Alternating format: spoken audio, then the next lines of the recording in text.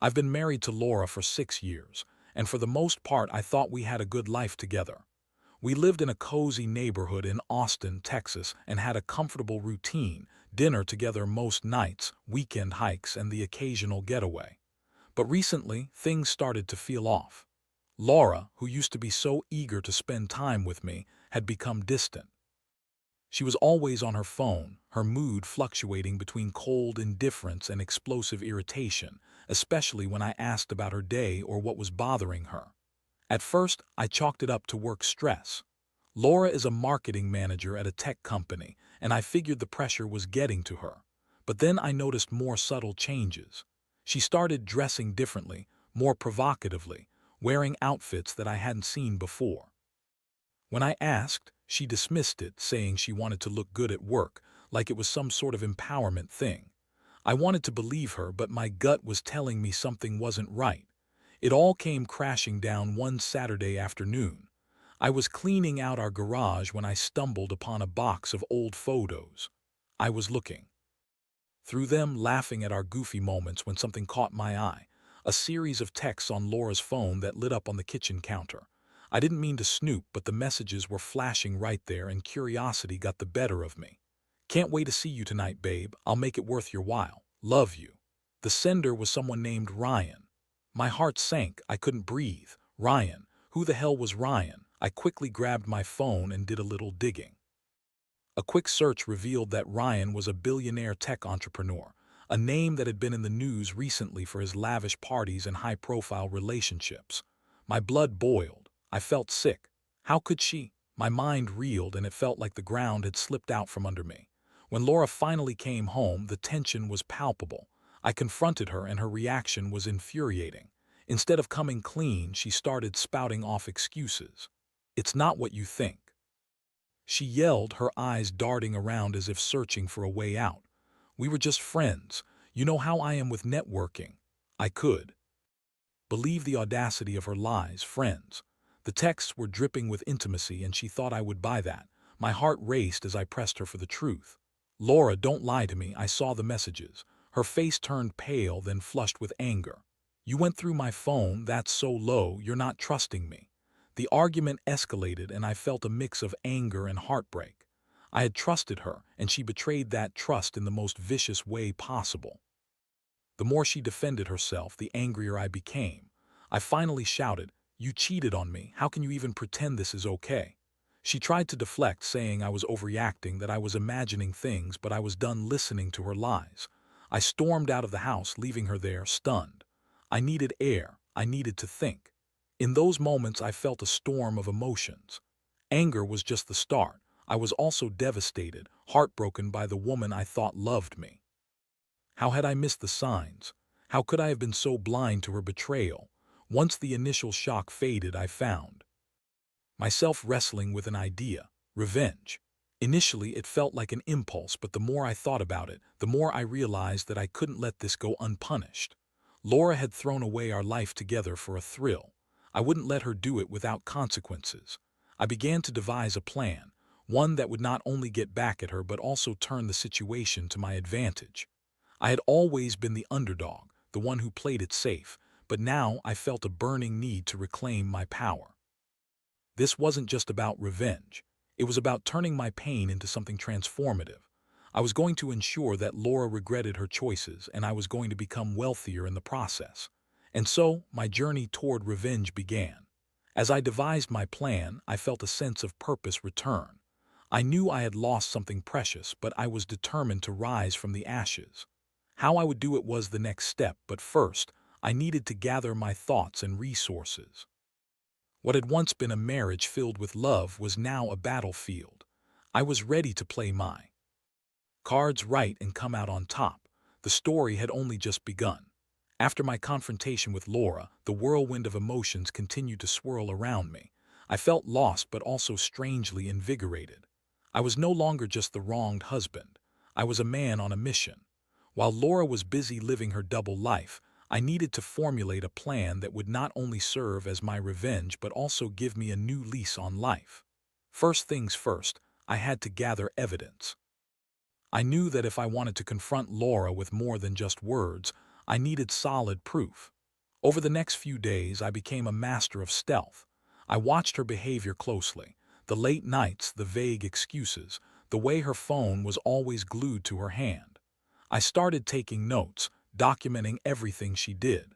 I became the observer, quietly collecting the pieces of a puzzle that painted a picture of betrayal.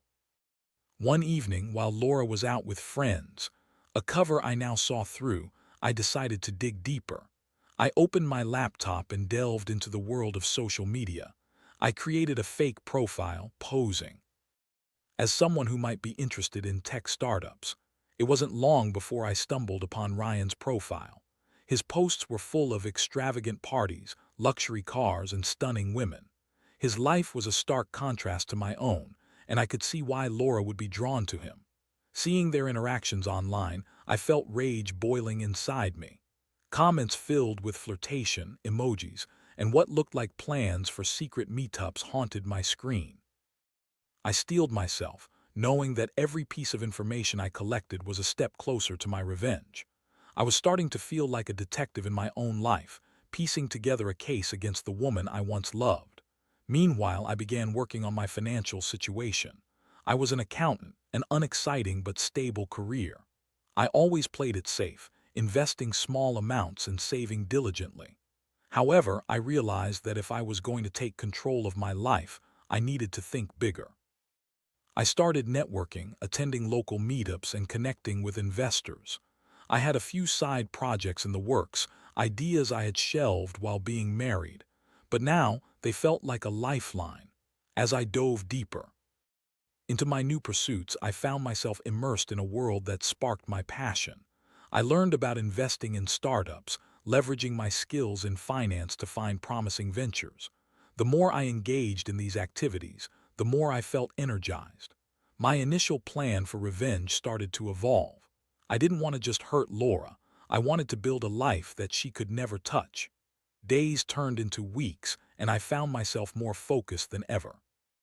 I started gaining traction with my side projects, and the potential for financial growth was palpable. I was no longer the passive victim. I was an active participant in shaping my future. I even started to imagine what it would be like to confront Laura with my success, how the tables would turn in my favor. But my emotional state was still fluctuating. I'd have moments of clarity and determination, followed by times when the weight of betrayal hit me like a tidal wave. I'd find myself staring at old photos of us, remembering the good times we had shared. It was a constant battle between the person I loved and the reality of who she had become. I had to remind myself that in her pursuit of excitement, she had betrayed the very foundation of our relationship. One night, after a particularly fruitful day of networking, I returned home late, feeling a sense of accomplishment. I had reached out to a few investors interested in my project, and things were looking promising. But as I walked into the house, I was immediately struck by the silence. Laura's car was in the driveway, but she was nowhere to be found. Curious and slightly anxious, I called out her name. No response. I checked the kitchen, the living room, the bathroom, still nothing. When I reached our bedroom, my heart sank. The room was dimly lit, but what I saw made my stomach turn. Laura was there, her phone in hand, whispering sweet nothings into the device. I stepped back, my heart pounding, knowing full well that she was talking to Ryan. I felt a sense of clarity. I had all the evidence I needed. This wasn't just a one-time mistake. It was an ongoing affair, and I couldn't let her continue living this double life while I sat idly by. I took a deep breath, steeling myself for what was to come. I walked out of the room, my mind racing. I couldn't confront her yet. I needed to execute my plan first. I wanted to ensure that when I did finally confront her, I would do so from a position of strength, not desperation. I would not only expose the betrayal but also rise above it in ways she could not have imagined. With my resolve hardening, I dug deeper into my side projects, applying everything I had learned. I planned to transform my pain into ambition, to grow into someone Laura would regret losing. I was not just going to get even, I was going to thrive amidst the wreckage of our marriage. So, my path was set. I would become the man I was meant to be, not just for revenge, but for myself. I was ready for the confrontation that would change everything, and I was determined to make sure Laura regretted her choices in the best way possible. This was just the beginning of my journey, and I was prepared for whatever came next. As the days turned into weeks, my plans slowly began to take shape. I poured myself into my side projects, turning the pain of betrayal into fuel for my ambitions. My networking flourished, and I was making connections I never thought possible. I was no longer just some accountant. I was becoming a player in the game of business and finance. I felt empowered, and with every small victory, my resolve to confront Laura grew stronger. One evening, after a particularly productive day, I returned home, heart racing with the anticipation of what was to come. I had secured a meeting with an investor who was interested in my startup idea. I couldn't wait to share the news with Laura, but I knew that this time the conversation would be different. I was no longer the husband who would plead for her affection. I was a man with a plan, ready to take control of my life. When I walked through the door, I noticed Laura sitting on the couch, her phone in hand, scrolling through social media. For a moment I hesitated, remembering all the intimate moments we had shared in that very room. But I quickly shook off the nostalgia. Those memories belonged to a different life, one that no longer existed. "Hey, how was your day?" she asked, looking up from her phone with a forced smile. I could sense the tension in her voice, and I knew that she was still wrapped up in her web of lies. I took a deep breath, trying to maintain my composure. "I had a great day, actually. I'm starting to make some real progress with the startup I've been working on. I even lined up a meeting with an investor next week." Her expression shifted, and I could see the flicker of disbelief behind her eyes. "Oh, that's nice," she replied, her voice lacking the enthusiasm I had hoped for. I chose not to dwell on her lack of support. Instead, I pushed forward. "You know, things are really changing for me. I'm feeling more motivated than ever." I watched as her fingers fidgeted nervously with her phone. She was hiding something, and I knew it. "What do you mean?" she asked, a touch too defensively. I decided it was time to shake things up. "It means I'm starting to realize my worth and what I want out of life. I've been doing a lot of thinking, and I don't want to be in a relationship built on deception. You've made some choices that have consequences." Her expression hardened, and I could see the mask of denial slipping as her defenses kicked in. "What are you talking about? I haven't done anything wrong, really. Because I saw the messages, Laura. I know about Ryan. I know about your affair." Silence filled the room like a thick fog. For a brief moment I thought she might actually confess, but then the familiar flicker of defiance returned. "You're wrong. You're just being paranoid. There's nothing going on." I felt a surge of anger, but I channeled it into my calm demeanor. "I've gathered enough evidence to know that you're lying. I confronted you, and you can't keep spinning this story. This isn't just a misunderstanding, this is a betrayal." Her eyes widened, and I could see the panic creeping in. "You went through my things, that's not fair." I shook my head. "It's not about fairness, it's about honesty. You have betrayed me, and I deserve to know the truth." Her voice shook as she attempted to defend herself. "You don't understand. Ryan is just someone I met through work. We're just friends. You're overreacting. Friends don't send messages like that, Laura. Friends don't talk about meeting up and making it worth someone's while." The anger in my voice was rising, but I felt a sense of control wash over me. "I can't believe you accuse me of something like that," she shouted, her voice filled with indignation. "You're just jealous because you think I'm moving on." Her words stung, and for a moment I felt the familiar ache of betrayal clawing at my chest. But I pushed it aside. I couldn't let her manipulation work on me anymore. "Moving on? You're living in a fantasy world, Laura. You've made your choice, and now it's time for me to make mine. Are you seriously going to throw away everything we've built just because of some stupid texts?" she pleaded, her tone shifting from defensive to desperate. "No, Laura, you've already thrown it away. You chose to betray me, and now I'm choosing to take back what's mine." Her expression shifted, and I could see the realization dawn on her face. She understood that I was no longer the pushover she could manipulate with her lies. I was standing my ground. As the confrontation escalated, I felt a mix of emotions swirling inside me: anger, sadness, and an unexpected sense of liberation. I was no longer trapped in the shadows of her deceit. I was stepping into my own light, ready to reclaim my life. "I'm done with this charade," I said firmly. "I deserve better than someone who would betray me for a thrill. I've worked hard to build a life, and I won't allow you to drag me down with your choices." Laura's expression shifted from anger to panic. "What are you saying? Are you leaving me?" "I don't know yet," I admitted, "but I'm not going to sit here and let you continue living in this lie. I need time to think, to figure out what I really want." With that, I walked out of the room, leaving her standing there, mouth agape in shock. I needed space to breathe, to process everything that had just happened. I could feel the adrenaline coursing through my veins, but I also felt a weight lifting off my shoulders. I had confronted my worst fear, and while the outcome was still uncertain, I was proud of myself for standing up to her betrayal. I was ready to forge my own path, and I wouldn't allow her deceit to define who I was anymore. Little did I know, this was just the beginning of a journey that would lead me down a path of transformation, one that would ultimately turn the tables in ways I never could have anticipated. I was no longer just the victim.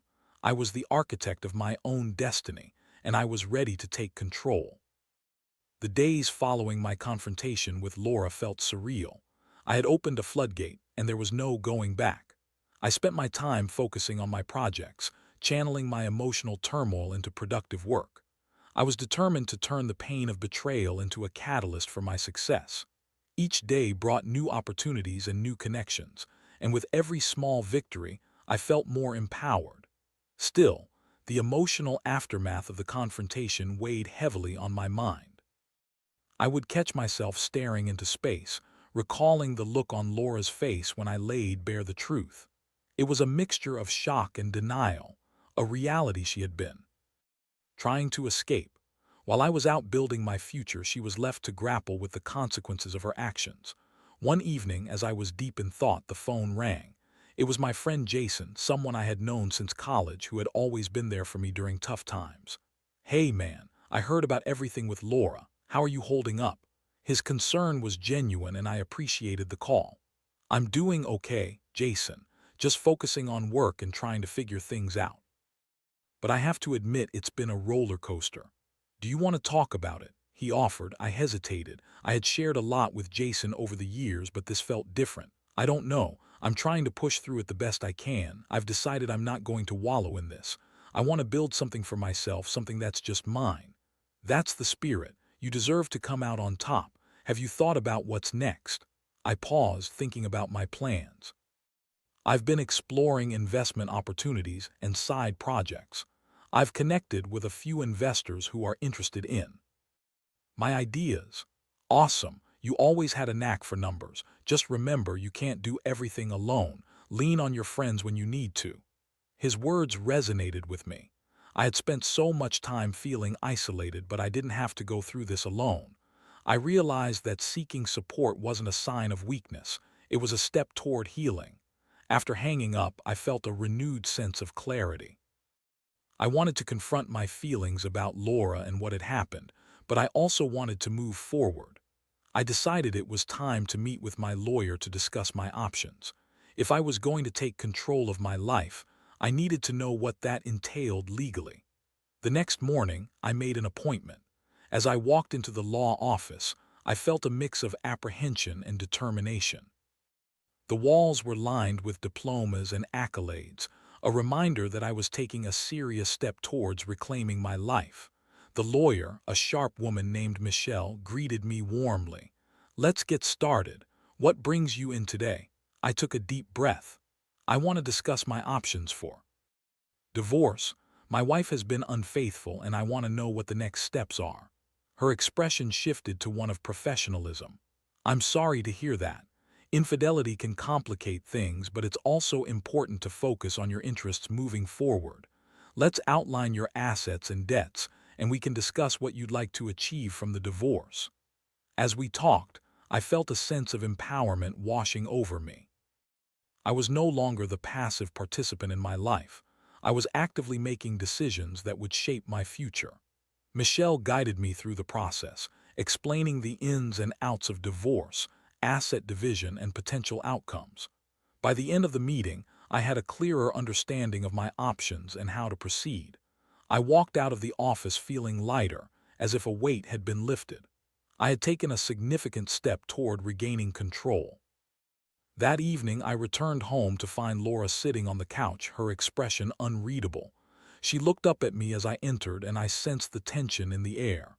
"Can we talk?" she asked hesitantly.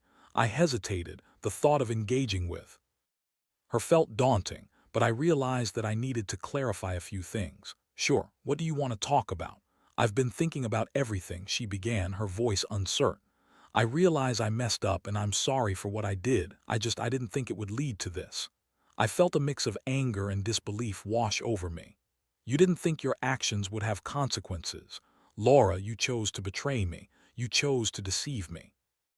Your apologies mean nothing if you don't take responsibility for your actions." She looked pained, a flicker of vulnerability breaking through her defensive facade. "I know I hurt you and I can't take it back, but I still care about you. Can't we work through this?" The question hung heavy in the air. I could see that she was genuinely distressed, but the gravity of her betrayal loomed larger. "Laura, I don't think you understand what you did. This isn't just something we can work through. I can't trust you anymore." Her expression shifted to desperation.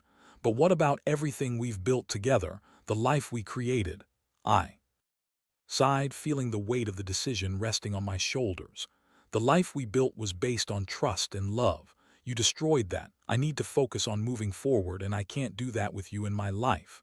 Tears welled in her eyes, and I could see the regret etched on her face.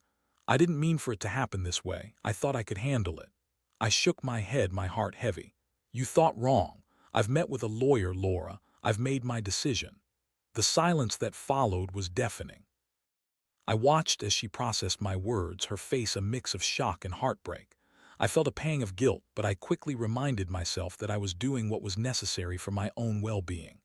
"I hope you find what you're looking for," I said, my voice steady but firm. "I'm done being hurt. I deserve better." With that, I walked away, leaving her to her thoughts. It wasn't easy, but I knew it was the right choice. I had taken back my power, and I was ready to build a future that was no longer tied to the pain of betrayal. That night, as I lay in bed, I felt a sense of clarity wash over me. I was no longer defined by my past. I was forging my own path. I had turned my anger into motivation, and I was determined to rise above the ashes of my former life. Little did I know that the journey was far from over, and the consequences of Laura's choices were about to unfold in ways neither of us could have anticipated. But I was ready for the challenges ahead. I had become a man who wouldn't settle for anything less than what he deserved. The following weeks were a whirlwind of activity as I navigated the turbulent waters of my new life.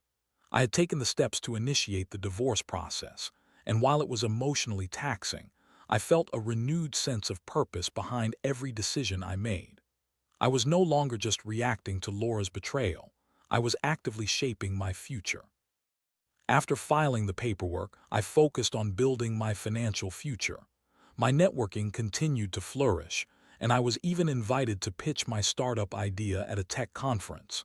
The excitement of sharing my vision with potential investors filled me with a sense of exhilaration I hadn't felt in a long time. It was a stark contrast to the feelings of betrayal and heartbreak I had been grappling with.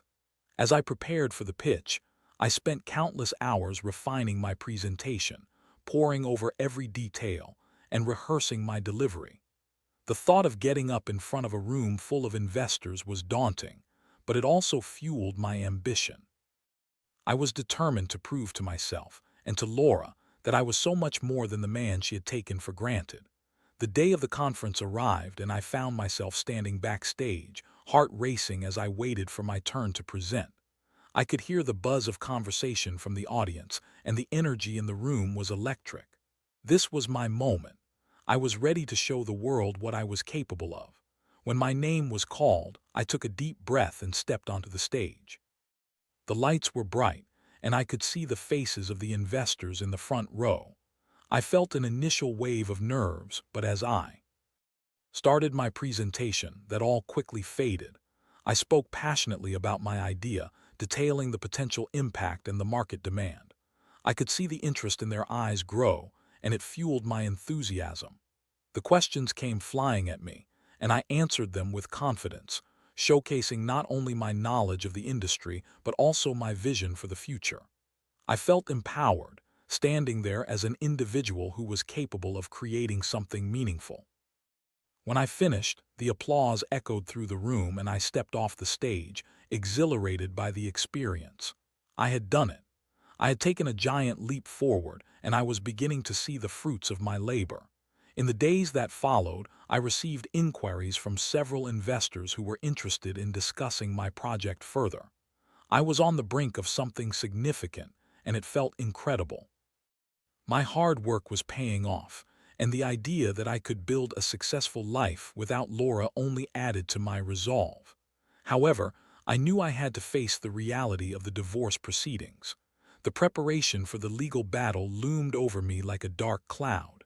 Despite my newfound success, I couldn't shake the tension that came with the process of untangling our lives. I had to protect my assets and ensure I stepped into this new chapter with a clean slate.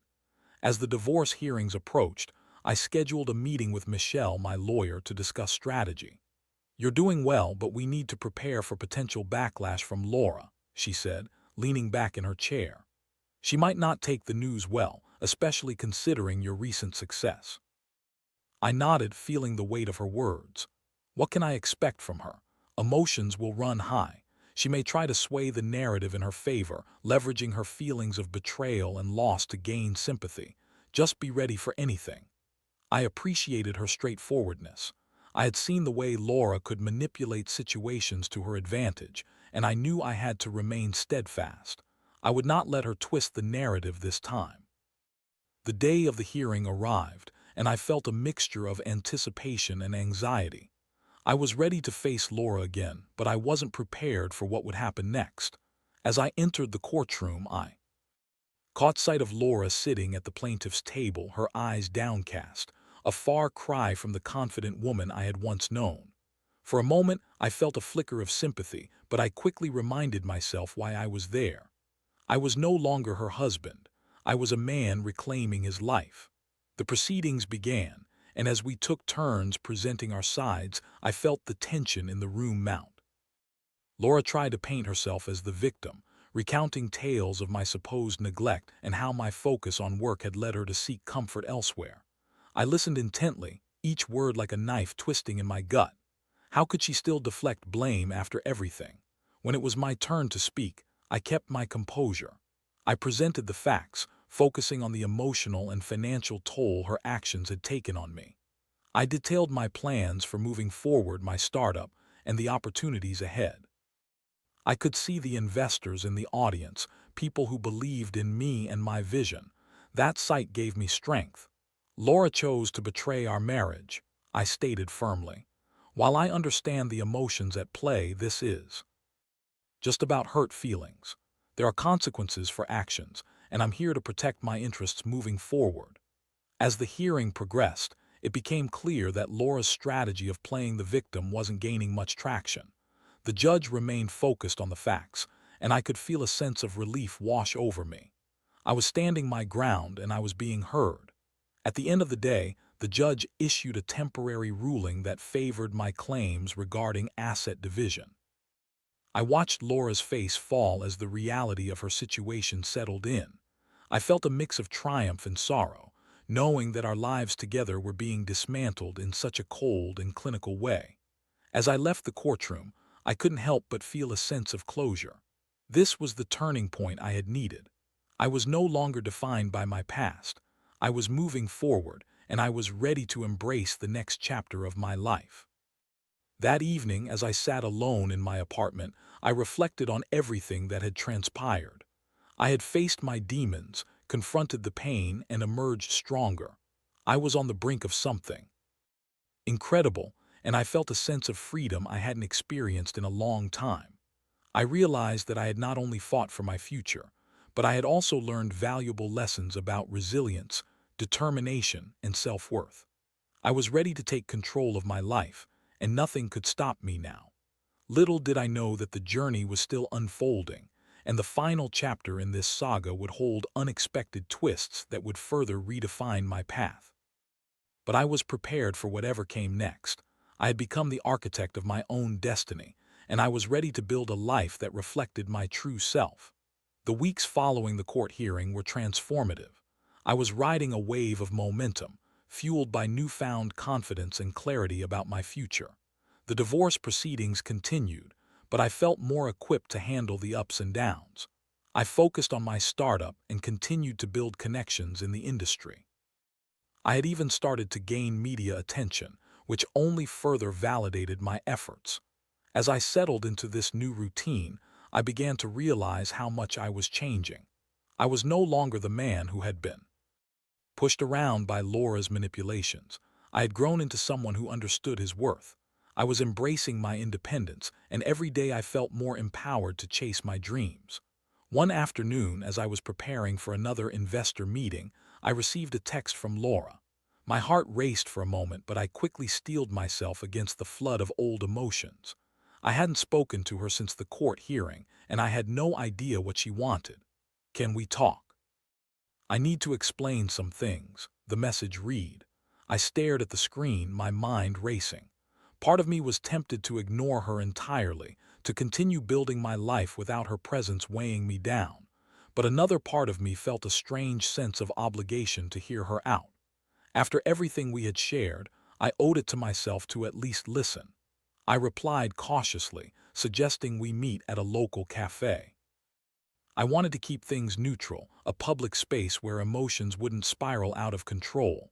As I arrived, I felt a mix of anticipation and anxiety. I knew this meeting could be crucial for both of us. When Laura walked in, she looked different, less confident, more vulnerable.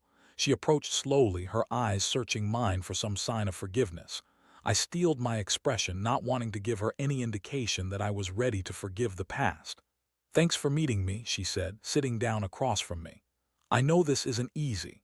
I nodded, waiting for her to continue. I wasn't going to make this easy for her. She had made her choices, and now she had to face the consequences. "I've had a lot of time to think since the hearing," she began, her voice wavering slightly. "I've realized how much I messed up. I was selfish and didn't appreciate what we had together, what we could have had." I raised an eyebrow, skeptical of her sincerity. "You mean the affair, the lies?" "Yes, all of it," she said, her eyes welling with tears. "I didn't mean for it to go that far. I was looking for excitement, and I lost sight of everything that mattered. I didn't think about how it would affect you." I crossed my arms, feeling a mix of anger and pity. "You had a choice. Laura, you chose to betray me, and now you want to act like it was just a mistake. It was more than that." "I know it's not that simple," she said, her voice shaking. "But I want you to know that I regret everything. I miss the life we built together, and I'm truly sorry for how I treated you." Sitting there, listening to her apologies, I felt conflicted. Part of me wanted to believe that she had genuinely changed, but another part of me reminded me of the hurt and betrayal I had endured. I had worked hard to build a life without her, and I couldn't forget the pain she had caused.